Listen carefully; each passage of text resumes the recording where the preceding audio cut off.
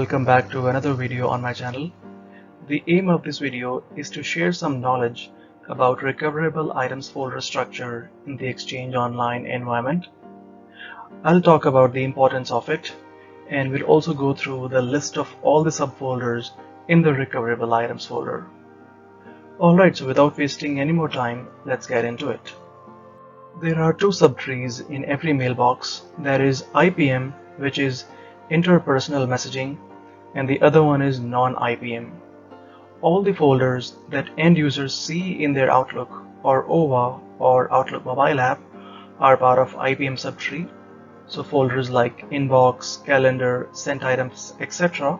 are part of IPM. On the other hand, non-IPM contains recoverable items folder and some other operational data. Let me share some of the key terminologies about the topic that I'm going to be focusing on in this video. The first one is delete. The term delete simply means that an item is deleted from any folder in Outlook, and then the item gets moved to the deleted items folder. Let me now talk about soft delete. Either when an item is deleted from the deleted items folder and is placed in the recover deleted items, or when a user deletes an item by pressing Shift plus Delete, which then bypasses deleted items folder and places the item directly into the recover deleted items folder.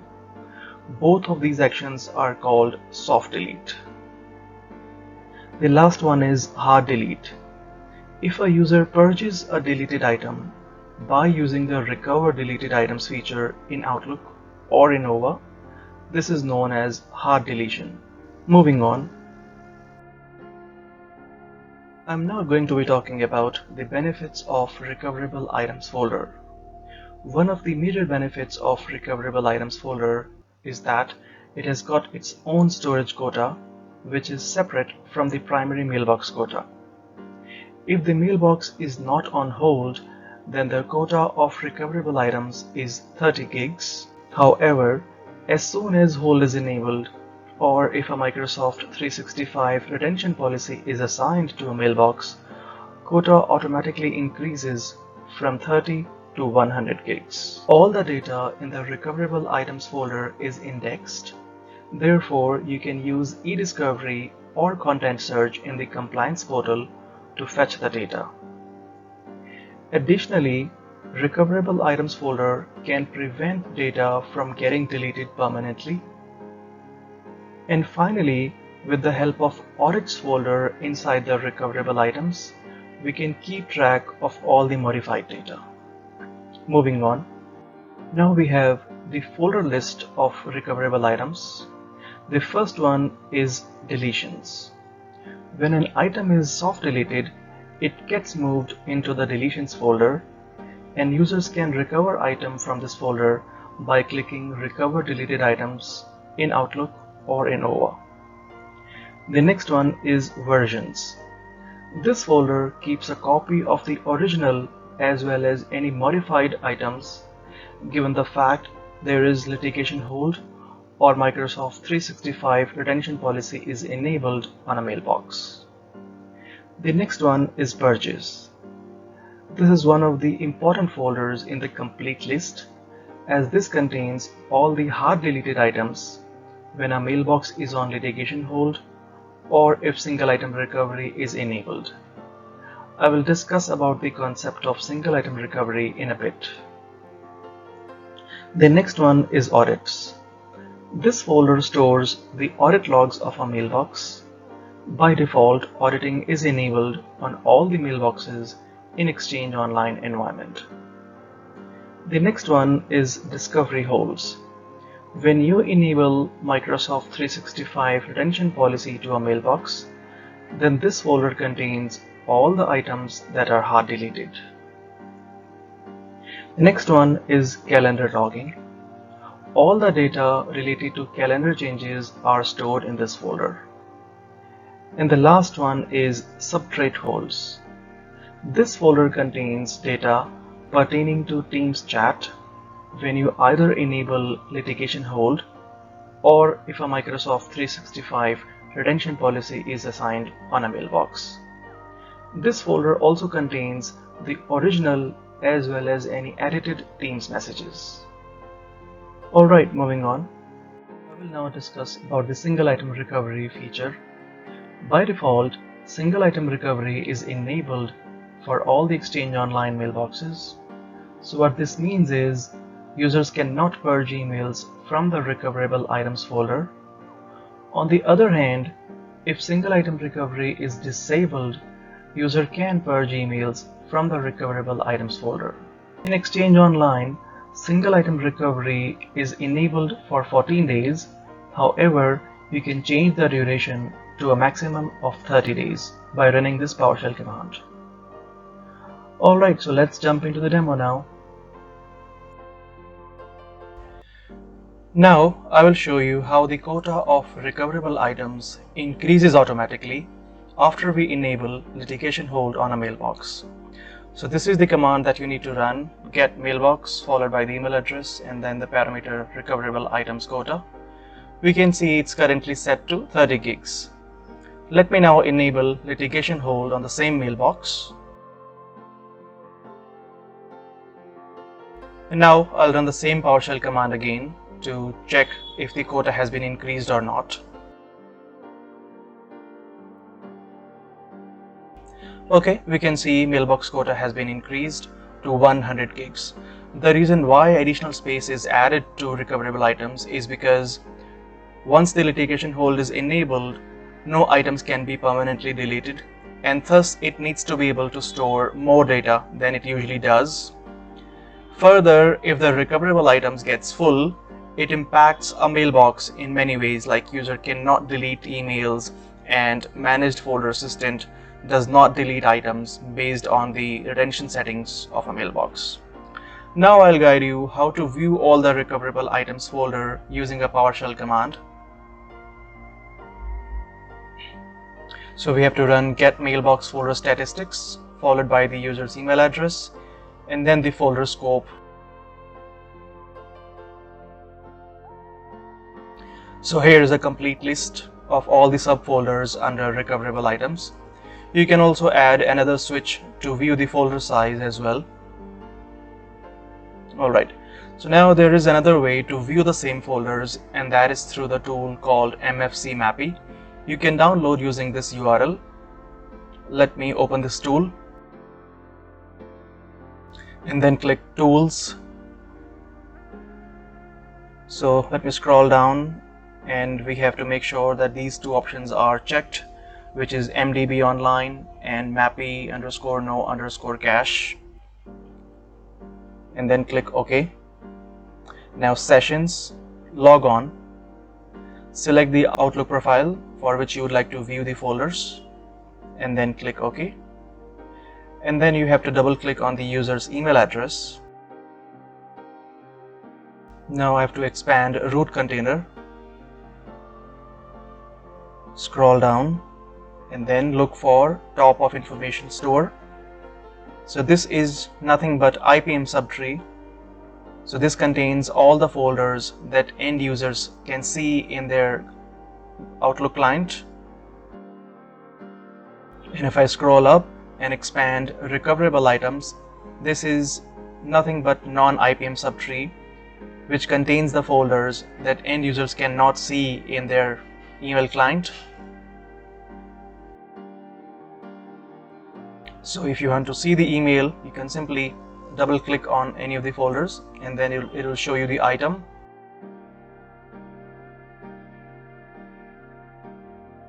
Alright, let me close it, and now let me switch to Outlook. You can see there's a folder called Personal which is empty as of now. So I'll switch to MFCMapi again and try to copy an email from any of the folders to Personal. So under subtrate holds, let me copy one of the emails.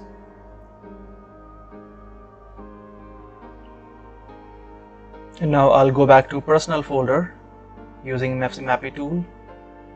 Under Personal folder, you can double click and then select Actions and paste message. I can also decide to move the message instead of just copying it. Now the message has been copied. Let me go back to Outlook. So we can see the email has been successfully copied.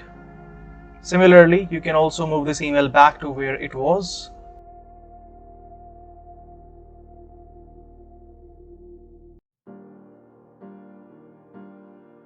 Alright, now I'll go back to Outlook to verify if the email is still there or not. So we can see now the folder is again empty. So if you ever come across a requirement to hide any folder in Outlook, then you can use the same tool. Simply highlight the folder and look for a value ending with hidden. Just double click it and put a check mark on where it says Boolean and click OK. Now I will have to restart Outlook.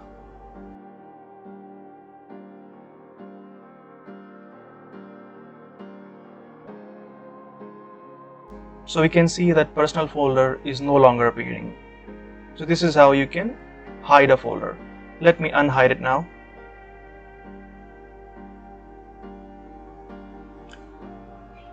I will now demonstrate how different types of deletion like soft delete and hard delete work. Before I proceed, let me show you the whole status of this user.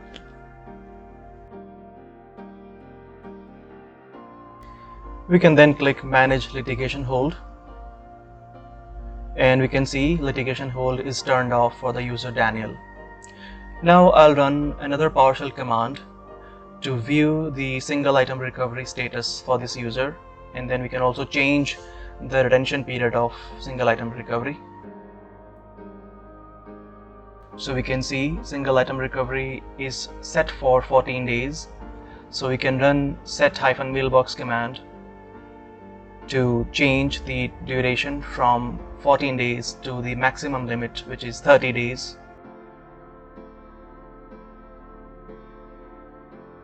Alright, now let me run a PowerShell command to view the status of single item recovery.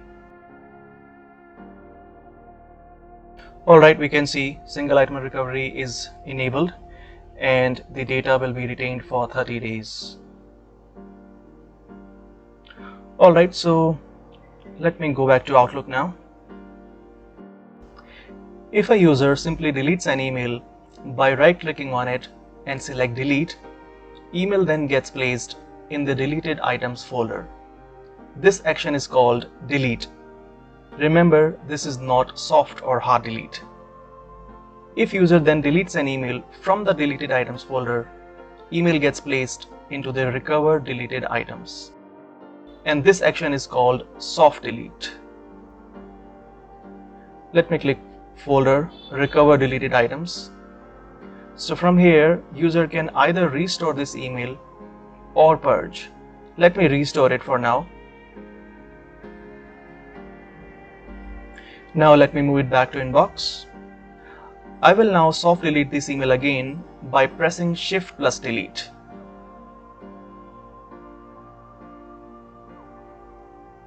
We can see the email is in the recover deleted items folder, and from here I will simply purge this email. So purging this email from here is called hard delete. Once the email is purged, end users cannot recover hard deleted emails, and they will be permanently lost if either litigation hold or single item recovery or Microsoft 365 retention policy is not enabled on the mailbox. I will demonstrate how admins can recover emails using the content search feature on Compliance Portal. Simply create a new search, put a meaningful name,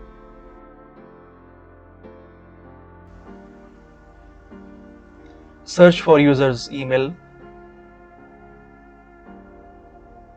and click Done. Next. From here I can add a condition, and it's going to be the subject. Let me hit Next.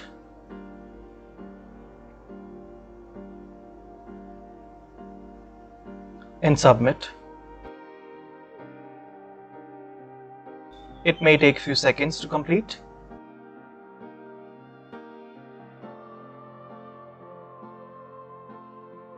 Alright, we can click on Review Sample to see the actual emails.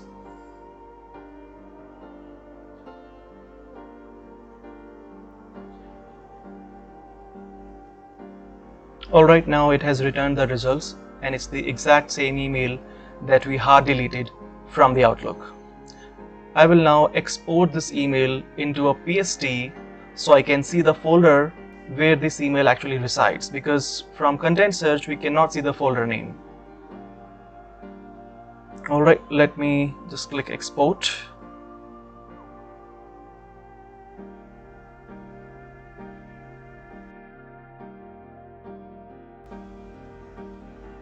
I will now have to download the PST.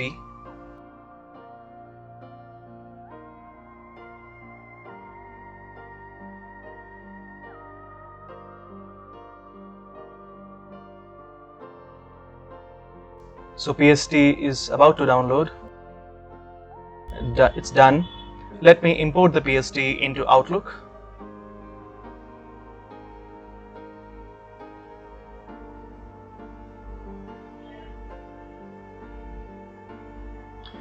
Okay, PST has imported, and we can see the email is saved under the purchase folder.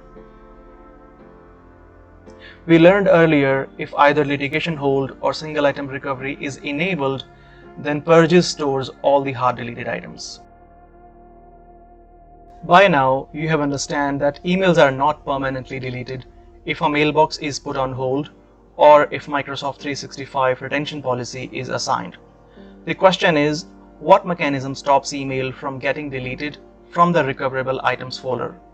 And the answer is MFA, which is Managed Folder Assistant. So we can run a PowerShell command to view the last time MFA ran successfully on a mailbox. So the first command that you need to run is export mailbox diagnostics logs. So basically we are creating a variable. Okay, and we can see when I ran the above three commands, it showed me the last time MFA ran was on 30th of August. We can manually trigger Managed Folder Assistance by running this command, which is start-managed folder assistant followed by the user's email address. Once you hit enter, it may take few seconds. So now this command ran successfully. I will again run export-mailbox diagnostics logs command, all three of them, to check the last time MFA processed this mailbox successfully. Now we can see the ELC last success timestamp has been updated from 30th of August to 2nd of September. So this is how you can manually trigger Managed Folder Assistant on a mailbox and then see the last time when MFA was successfully processed. I hope now you have a fair bit of understanding about the recoverable items folder structure in Exchange Online. If you like the video, please subscribe to my channel and share with your friends. Thank you for all the support, and bye for now.